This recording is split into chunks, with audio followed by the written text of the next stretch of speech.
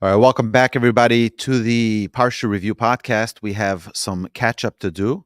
Parshas Matos, Masei, the last two portions in the book of Numbers of the book of Bamidbar. And I just want to share an idea from each of the portions. We know Masei, we talk about all the travelings, the Jewish people traveled, they went here, they went there. And in and we see also in Parshas Matos, we see the war that the Jewish people were going to wage with the kingdom of Midian. And it's interesting that what does it say? It says Elef Lamata. There's going to be 1,000 from each tribe. Imagine you have the massive kingdoms of Midian. There are four kings, like 4 or 5 kings, and you have big militaries, big armies. And what do the Jewish people have? We just have 1,000 soldiers from each tribe. 1,000 soldiers.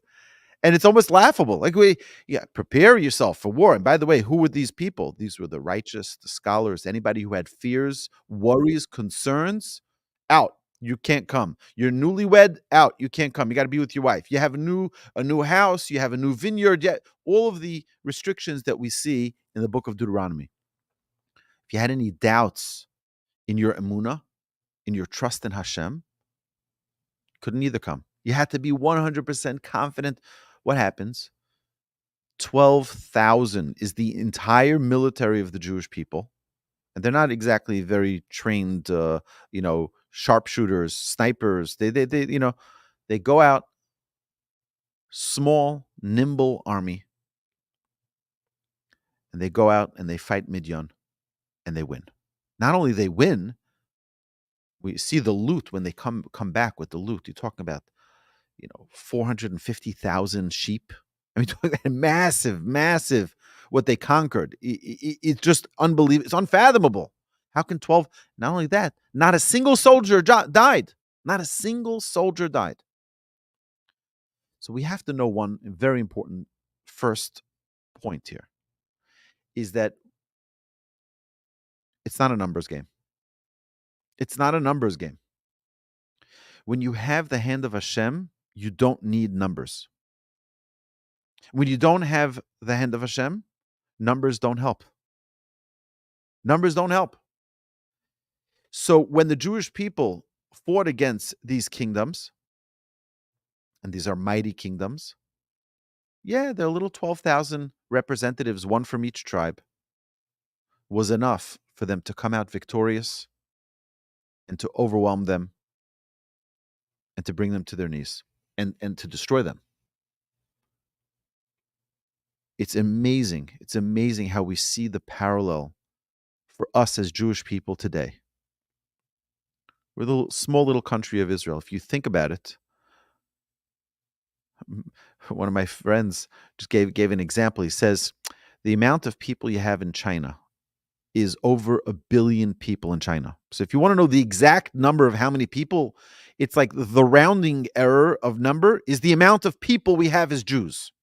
About 15 million is the give or take. I don't know, 15 million more, 15 million less. That's the exact number of the Jewish people, the rounding error of the Chinese.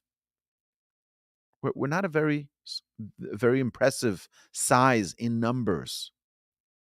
But look at our impact. Look at our impact. The greatest impact of any nation on planet Earth is the Jewish people. Whether it's the devices we hold in our hands, the computers, whether it's medicine, whether it's science, whether it's agriculture, you name it, the Jewish people are at the front of the line in innovation. Why? Because it's not about the numbers. Your success does not rely on what we think is, it's not dependent on what we think is the key to success. I think it's such an important lesson for each and every one of us to understand that you as a single individual, you count so much. You're so valuable. You're so precious. And why is the book of Bamidbar called the book of numbers? Because we're counted time and time and again. Why does Hashem count us so many times? Because to tell us that each and every one of us are precious. It's like you count every dollar is precious. 1, 2, 3. You count each and every one. Hashem, we're more precious than gold and silver, more precious than gemstones, more precious than anything in the world. Hashem loves us so much. So that's one thought on the Parsha.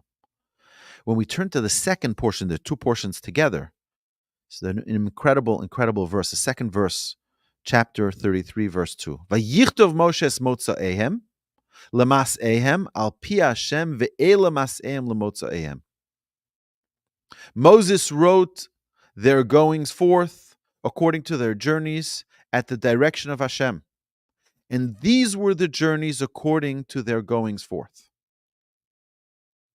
The key words here are at the direction of Hashem. We have no idea why Hashem sends us one place, sends us another place. We come here, we go there, we get a job here, we get fired from the job, we get another job there, and then we get a raise and we get a promotion, and then they suddenly fire us and we go to another city. We go traveling from place to place, and we have no idea what in the world is going on over here. Jump along for the journey. This is Hashem doing what the Jewish people needed to go 42 different stops along the way. Al pi Hashem. It's Hashem guiding us. I want to share with you, one of the challenges that I had this summer actually came because of a great blessing. The blessing is that I married off 2 children this summer. Baruch Hashem, I thank you, Hashem. My daughter got married in May, and my son got married just a couple of weeks ago in July.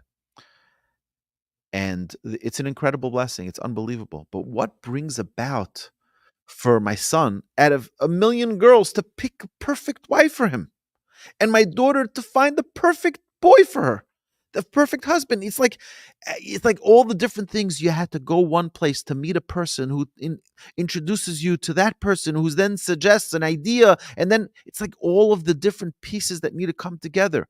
Al pi Hashem. Hashem guides us. Hashem puts us here. Hashem is the puppeteer, moving the strings here, moving the strings there, telling you, come here, go there, talk to this person, they interact with that person. It's unbelievable. You see the Yad Hashem, you see how Hashem directs us and guides us and puts us exactly where we need to be. And when we see these things, we need to stop and recognize, Hashem, thank you for guiding us. Thank you for putting us in the exact place we needed to be at the exact perfect time. It's such a gift. But we need to stop and recognize. Moshe, what does he do? Vayichtov Moshe es motza'ehem. Moshe writes it down. Don't forget the places you went to. You think it's random. It's not random. I have no idea why I had to go there. Well, write it down. Figure it out. Spend some time. Investigate. See how the hand of Hashem is guiding you every single step of the way.